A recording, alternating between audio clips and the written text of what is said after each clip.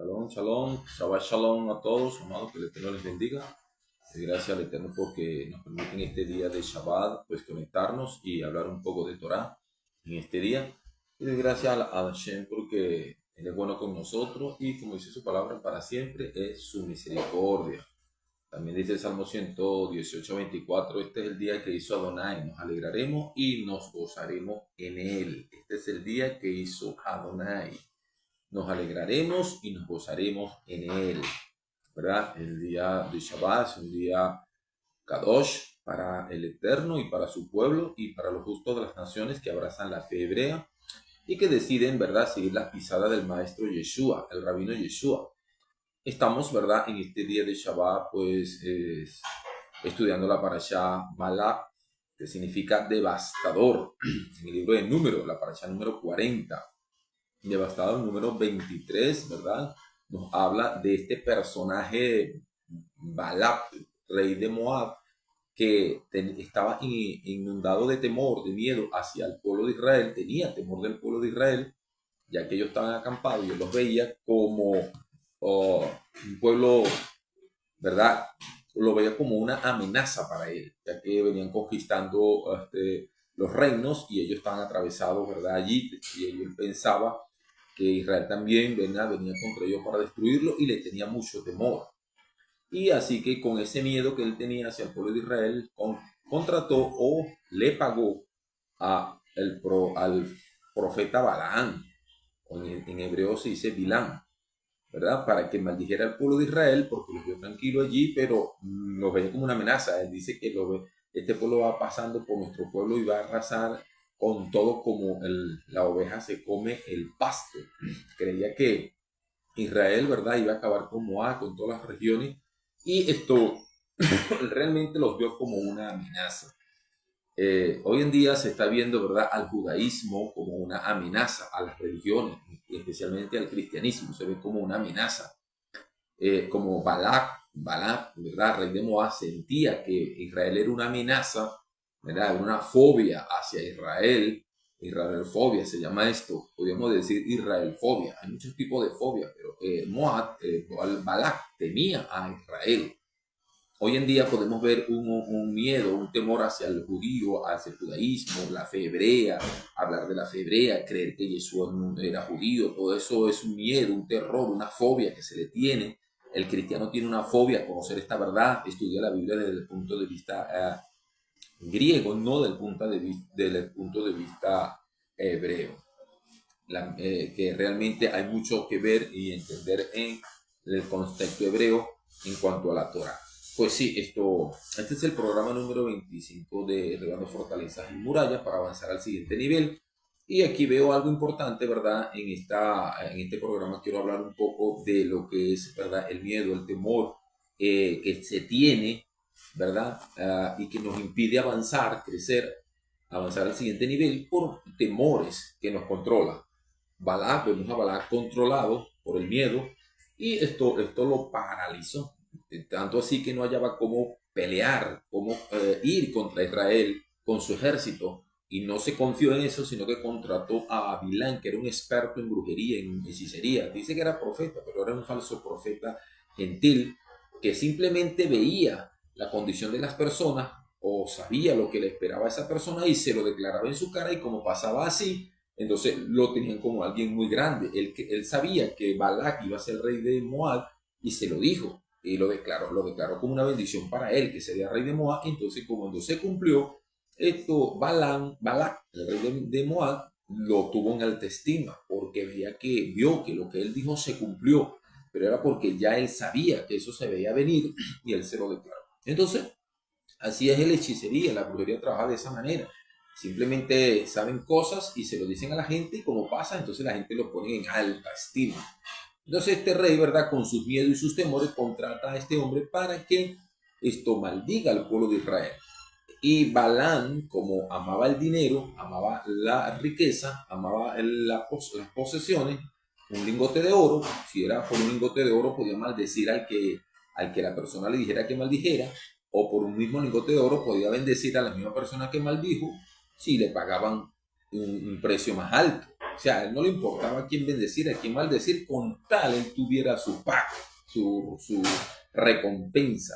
Y él pues se enfocó en esto y el rey esto lo contrata para que vaya a maldecir al pueblo de Israel, así él poder hacerle frente, pelear contra Israel y vencerlo.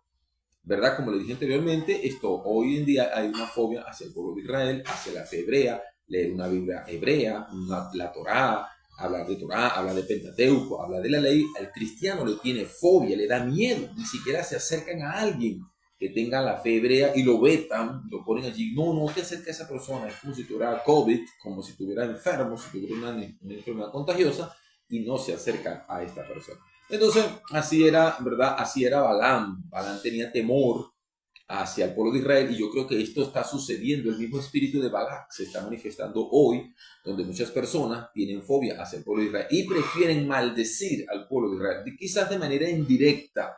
Quizás no directamente profieren una maldición contra ti, que te identifica con Israel, que va con una bandera de Israel, o que estás en la fe hebrea, o dices que eres mesiánico, o hablas de Yeshua, hablas de Adonai, el Eterno, entonces te vetan y son capaces hasta de proferir una maldición indirecta hacia ti para alejarte, para alejarse de ti, para no tener contacto contigo. Entonces veo que este espíritu de Balaam y de Balaam se está moviendo hoy en día en el pueblo cristiano, en el mundo, ¿verdad? Del cristianismo se está moviendo este espíritu llamado Balaam, que es odio hacia el pueblo de Israel. Entonces, como él no podía, sabía que no podía vencer a Israel porque ya le tenía miedo.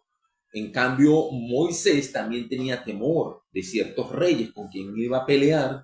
Lo contraparte de esto es que Moisés también tenía temor a ciertos reyes al que él iba a enfrentar, pero nunca le manifestó su miedo o su temor al pueblo, sino que confió en que Hashem le daría la victoria y que él juntos podían vencer al gigante o a sus reyes, y así sucedía. Pero en cambio el rey de Moab le transmitió su miedo y su temor al pueblo, y el pueblo estaba atemorizado, el pueblo tenía miedo porque veían a Israel, ¿verdad?, que venía arrasando con todo su paso alrededor, ya que la tierra de Canaán le fue dada al pueblo de Israel como herencia. ¿Por qué? La pregunta es ¿por qué el Eterno le da al pueblo de Israel la tierra de Canaán? ¿Por qué Dios hace que le quítate tú para poner a quítate tú porque voy a poner a mi pueblo aquí? ¿Por qué? O sea, la pregunta es ¿por qué el Eterno hizo esto? Porque el Eterno saca al pueblo de Canaán para establecer a Israel. La cuestión es que Dios le dice a Abraham que sus hijos estarían esclavizados en Egipto por 400 años, luego los sacaría de allí y los traería a Canaán y le daría esa tierra por heredad. La pregunta era, la que está en el aire es ¿por qué? ¿Por qué el Eterno quita a Canaán y establece a Israel? Yo veo como se ve como una injusticia que el Señor destruye una ciudad, una nación para dársela a Israel. Por eso hoy en día el Israel se ve como que no, Israel es un pueblo que quiere poseer, tener, quiere controlar. No, Israel no es así. Israel ama la vida. Israel es una nación que desea la paz, la shalom. Y esto, entonces vemos, ¿verdad?, que el pueblo de Israel, como pueblo del Eterno, se le concedió la tierra de Canaán. Ahora la cuestión es, ¿por qué el Eterno le concede a Israel la tierra de Canaán?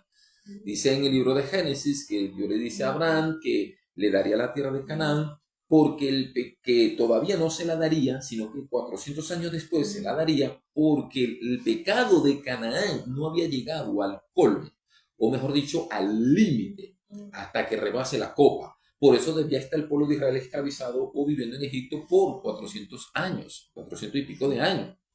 Quiere decir que hay una línea, ¿verdad?, que el Eterno establece en su creación, donde Él le da a las naciones, a los pueblos, a los reyes, gobernar las ciudades, las naciones y los pueblos.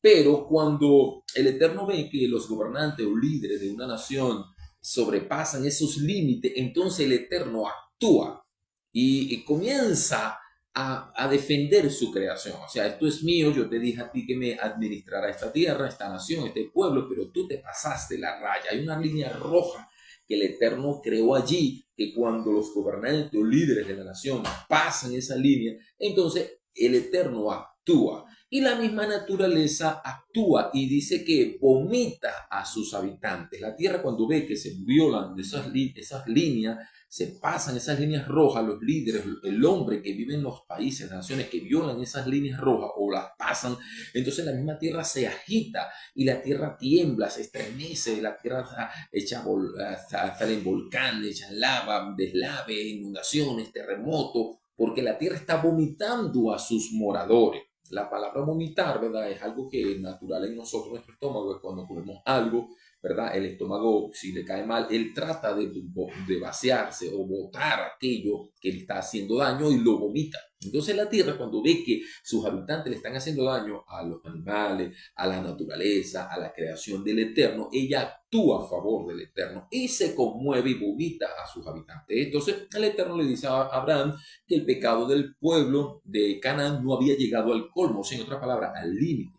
Entonces el Eterno, ¿verdad?, tuvo que mantener a Israel en Egipto por 400 y pico de años. Luego que sale, le da la tierra de Canaán a Israel. Ya los cananitas sabían que esa tierra era de Israel por herencia. Entonces ellos tenían miedo hacia Israel. Entonces, amado, yo quiero que entiendas bien claro que por qué el Eterno le dio en la tierra de Canaán a Israel. Se la dio por herencia porque ellos, los habitantes de las naciones cananeas, esos 7 reyes de Canaán, eran perversos, eran malos, legalizaron el aborto, legalizaron quizás muchos pecados que se cometieron en aquel entonces, como suicidio, homicidio, legalizaron lo que era tener sexo con animales y cosas así como esa. Entonces, ¿qué sucedió allí? Cuando el Eterno ve que en aquel tiempo de Balaam y de las naciones de Cananea estaban legalizando el pecado, la maldad, la injusticia y permitían que los esposos sus esposas estuvieran con otros hombres, las esposas permitían que los esposos estuvieran con otras mujeres y compartían sus lechos y todos estos tipos de pecados que eran horribles, al cual el Eterno le prohibía a Israel cometerlo, como dice el libro de Números 19, Levítico 19,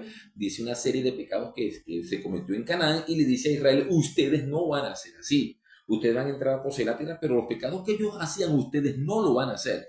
Porque por esos pecados la tierra vomitó a sus moradores. Entonces quiere decir que si Dios sacó a los moradores de estas tierras y se la da a Israel para que ellos sean luz y traigan luz a la ciudad e invadan de luz la comunidad y la ciudad con la justicia y de la Torah, entonces si ellos se volvían en el pecado, lo mismo que le estaba pasando a los cananitas le iba a pasar a Israel. ¿Sí me explico? Entonces, eso lo tenemos claro, ¿verdad? Entonces, la cuestión aquí es que quiero enfocarme en Balaam cuando él contrata a Balak para que maldijera al pueblo de Israel. Entonces, ¿qué sucede? Lo mismo que vemos allá está pasando aquí. ¿Sí me explico? Entonces, nosotros tenemos que tener cuidado de no pasar esas líneas rojas por temor, por miedo a la brujería, a la maldición, al hechizo, a cualquier cosa que pudiera tú tener que te pueda suceder. Recuerda que las maldiciones que Balaam quiso pronunciar sobre Israel, el Eterno las cambió en bendición. Entonces, quiere decir que a Israel no le caen maldiciones, hechizos, brujerías, magia, conjuro. Israel está protegido y ninguna maldición, dice Romanos 8:1, hay para los que estamos en Yeshua. Por lo tanto, si estamos en la misma fe del pueblo de Israel, la misma fe hebrea, tenemos la misma palabra, la misma Torah, el mismo Eloah, al Mashiach, no tenemos nada de qué temer, hechizos, maldiciones, conjuros, palabras dichas en los aires o por cualquier medio, como dice Isaías 54:17, ninguna arma forjada contra ti prosperará, condenarás toda lengua que se levante contra ti en juicio. Entonces, quiere decir que nosotros no tenemos que temer, nosotros no nos debe invadir el miedo, el temor. Si hay algo que controla al ser humano es el miedo, es el temor. La Biblia dice que el temor le pone un lazo al hombre y lo cautiva, lo esclaviza. Entonces tenemos que tener cuidado, amado, de que el temor, el miedo no nos controle, porque podemos llegar a un momento en que podemos hacer un lado a las personas, a veces hacemos un lado a las personas que son las que debemos allegarnos a ellas y las alejamos. Aquellas personas que traen verdades, aquellas personas que Dios quiere usar para hablarnos, entonces les ponemos una veta, les ponemos, ¿verdad?, una pared, porque nos da miedo que nos vayan a confundir, nos da miedo que nos digan algo, que me quieran errar. No, si tú estás claro en tu verdad, si tú sabes lo que tú crees, ¿por qué te va a dar miedo hablar otra verdad con otra persona? ¿Cuál es el miedo? Si tú estás seguro en lo que tú tienes, pues habla, defiende tu tesis, pelea la batalla, habla, defiende tu fe y más nada. Me explico. Entonces, Balaam tenía miedo y por eso contrataba a Balak contrata a Balaam para maldecir al pueblo de Israel. Esto me trae a la mente la historia de David cuando fue a pelear con el gigante Goliat. Dice que el gigante, cuando vio a David pequeñito, no se confió en él, sino que lo maldijo por sus dioses. O sea, le profirió una maldición a David por sus ídolos, por sus imágenes, por sus dioses, porque no se confió en el tamaño de David. Él era un gigante, vio a David chiquitico, pero peligroso. Mejor le declaró una maldición por sus dioses. David dice, y él me maldijo por sus dioses. Pero como a Israel no le caen maldiciones, hechizos, conjuros, David va confiado de que una pedrada tumbaría a ese gigante. Entonces, amado, hay personas que no se confían cuando te ven, entonces prefieren proferir ciertos tipos de maldiciones. Balaam era un experto en saber cuándo maldecir a alguien. Cuando él veía que tenía cables pelados en ciertas áreas, por ahí lo atacaba. Entonces, él enviaba espíritus. Un ejemplo, si una persona tenía espíritu de robo, o sea, le gustaba robar, entonces lo inducía a que ciertos espíritus de robo lo indujeran a él a seguir robando y por ahí lo agarraban en la raya y era presa del enemigo por esa área, así sucesivamente. Entonces, él sabía lo que él no era que era un hombre, un profeta ni no, sino que él sabía, tenía ideas, conocimiento claro, del mundo astral, de las tinieblas, pero él sabía cuando una persona había pecado en ciertas áreas y le inducía espíritus para que siguiera pecando en esa área y por ahí pudiera caer. Entonces, o sea, se convertía en un punto débil, vulnerable en esa área. Entonces, ¿qué pasó aquí? Dice que dice el número 23, 29, 30, dice, y Balaam dijo a Balaam, construyeme aquí 7 altares y prepárame aquí 7 novillos y 7 carneros. Balaam hizo tal como Balaam le había dicho y ofreció un novillo y un carnero en cada altar.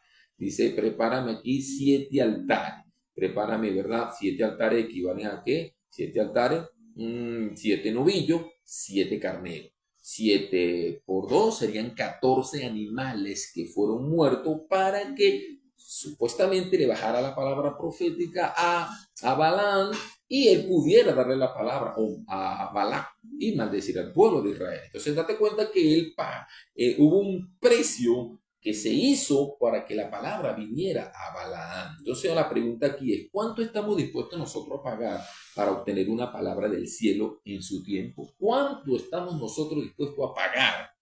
¿Cuánto? ¿Cuál es el precio que nosotros necesitamos pagar para obtener una palabra profética del cielo? Es una pregunta. A pesar de que esto es, a pesar de que es probable, ¿verdad?, que Bilán estaba intentando sobornar a Hashem, podemos ver, hermano, aquí que un principio que muestra, ¿verdad?, el costo para poder obtener una revelación profética. ¿Cuál era el costo? 14 animales fueron muertos para que la palabra viniera a Balaam. ¿Cuál es el costo de una profecía? ¿Cuántos animales tuvieron que morir inocentemente, ¿verdad?, para que la palabra profética fuera revelada al profeta? Una profecía que ocupa solo, ¿verdad?, una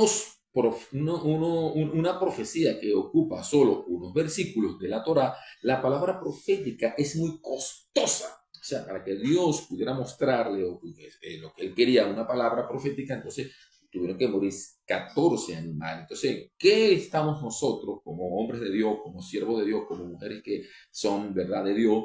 ¿Cuánto estamos dispuestos nosotros a pagar para que Dios nos dé una palabra? Para que Dios me dé una palabra.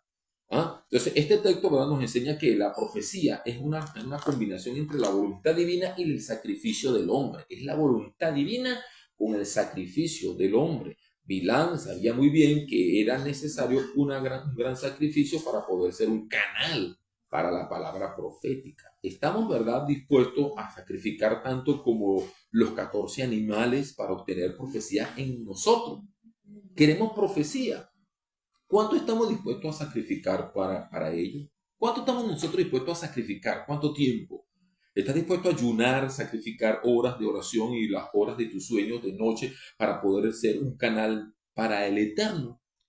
La gente quiere que el Señor lo use como profeta. Así dice el Señor, así dice el Señor. Pero usted lo ve en las redes sociales metido, no, usted lo ve, no se ven buscando a Dios, no se ve comiendo aquí, por allí, por allá, pero no se ven buscando a Dios. Entonces yo digo, ¿cómo es que Dios les habla a estas personas cada rato? A cada momento es una palabra profética, a cada momento, y no se ven sacrificios en esa persona para que se convirtiese en un canal de bendición para el Eterno y a su pueblo. ¿Ah? ¿Cuánto estamos dispuestos a sacrificar para ello? ¿Está dispuesto a ayunar, verdad? ¿En cuánto es? ¿Cuánto vale, verdad, la profecía? Este texto nos, verdad, nos enseña que aunque presente, aunque esté presente la base para la profecía, me refiero a un don natural. O sea, un ejemplo, que una persona tenga un don natural de profecía, ¿ah? Un don natural y una capacidad sobrenatural para profetizar. La profecía no es liberada sin que haya un sacrificio por parte del hombre. O sea, la persona que tiene el don profético o el ministerio necesita hacer un sacrificio para que la profecía pueda llegar, bajar, descender por medio del canal que el Señor va a usar. Esa persona necesita tener un contacto con el Eterno y hacer sacrificios para poder tener una comunión con el Eterno y así bajar la profecía. No es como muchos que dicen hoy que son profetas. Llaman profeta, viene el profeta, profeta por todos lados y hablan y usted no siente pero ni coquilla. No, mire, eso, las profecías que dicen dan es pena, dan es vergüenza. Entonces dice aquí que hay un sacrificio por parte, si no hay un sacrificio por parte del hombre. Estamos dispuestos a pagar el precio. Estamos dispuestos nosotros a pagar el precio para que Dios nos use como profeta y baje la profecía. ¿Cuánto vas a tomar? ¿Cuándo vas a tomar una decisión importante en tu vida? Necesitas una profecía, una palabra del cielo. ¿Estás dispuesto a hacer tu parte para que esa palabra te llegue?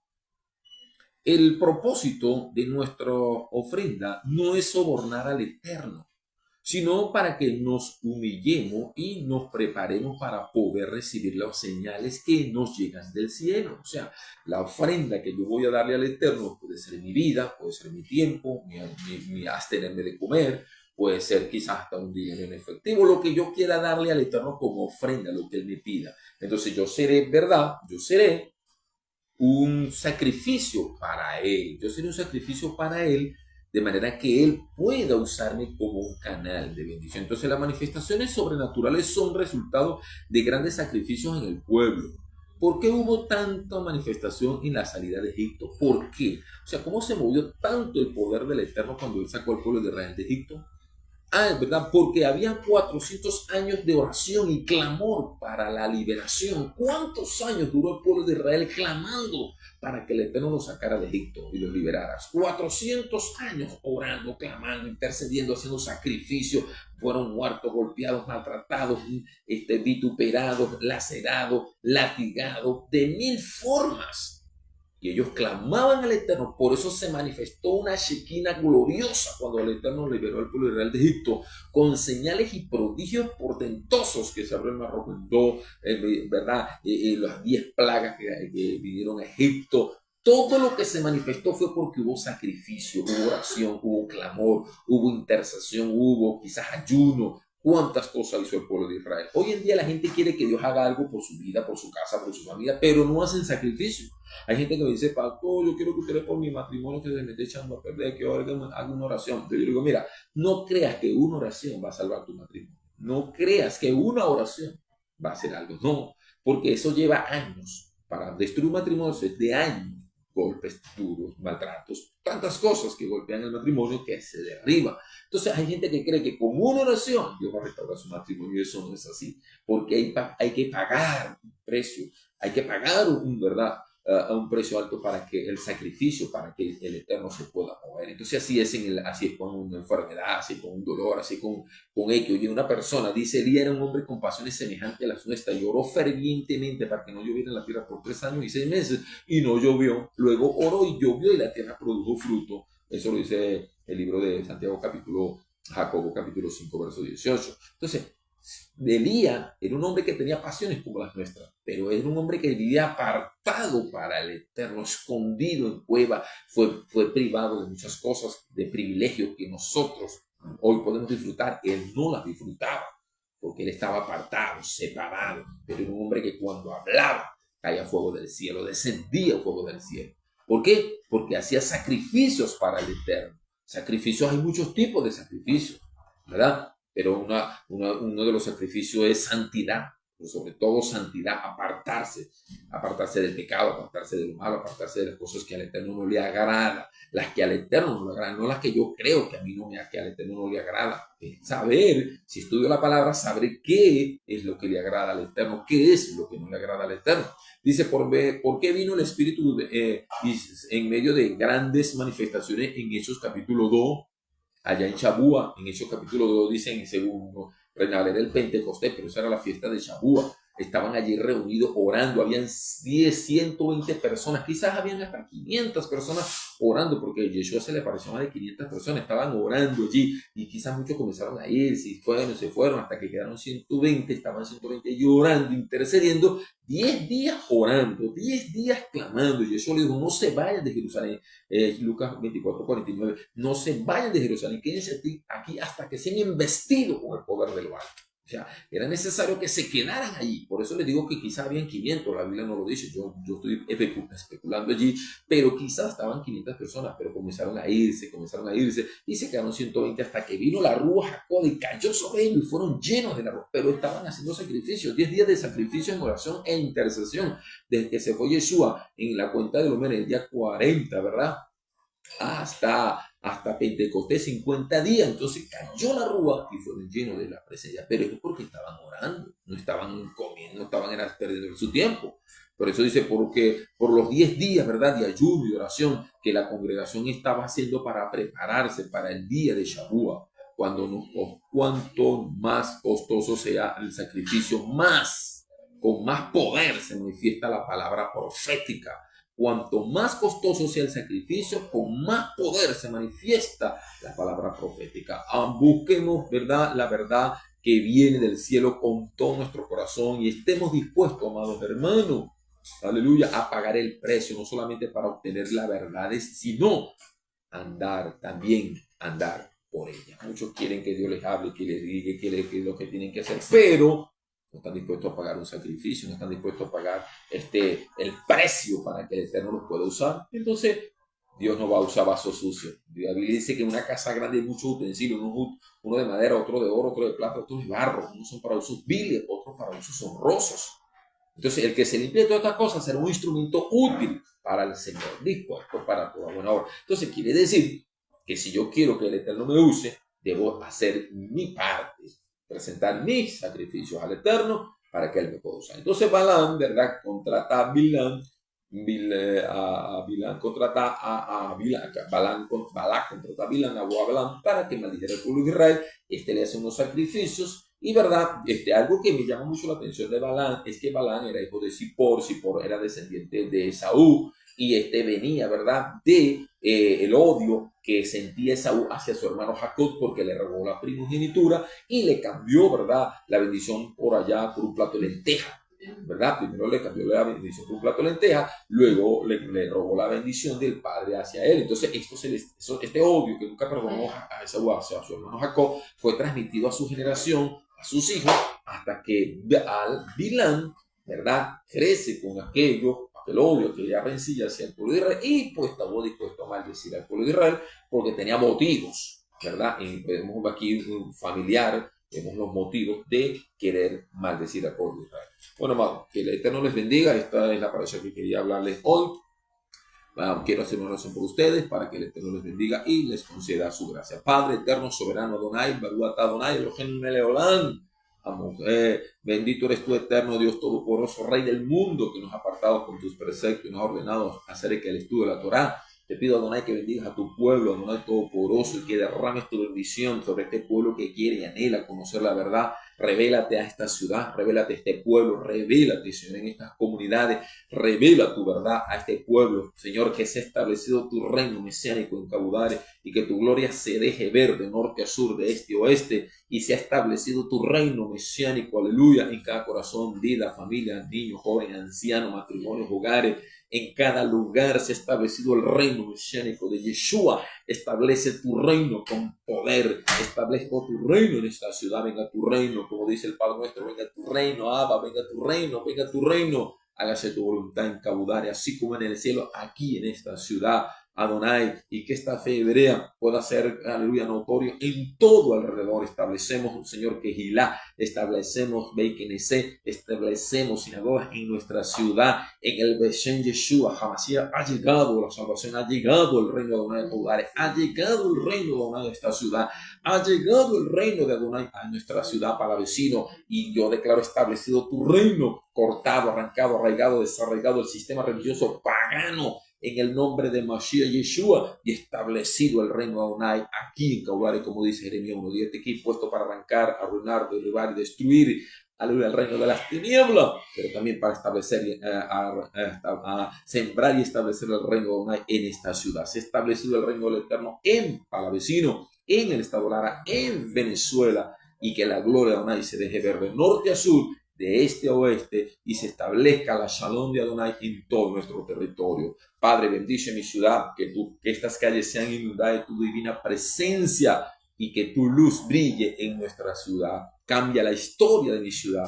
Y Padre, establece muchas Beit Knesset en Cabudare. Padre, declaramos que ya está establecido tu reino y veremos, Señor, tu gloria en Cabudare moverse de norte a sur, de este a oeste, para la gloria de tu nombre. Muchas gracias, Señor. Bendigo a todos aquellos que creen en ti y que han abierto sus corazones a la fe original hebrea de nuestro amado Yeshua HaMashiach. Paz y bendiciones sean sobre todos. Bendiciones. Shalom. Nos vemos en otro próximo video.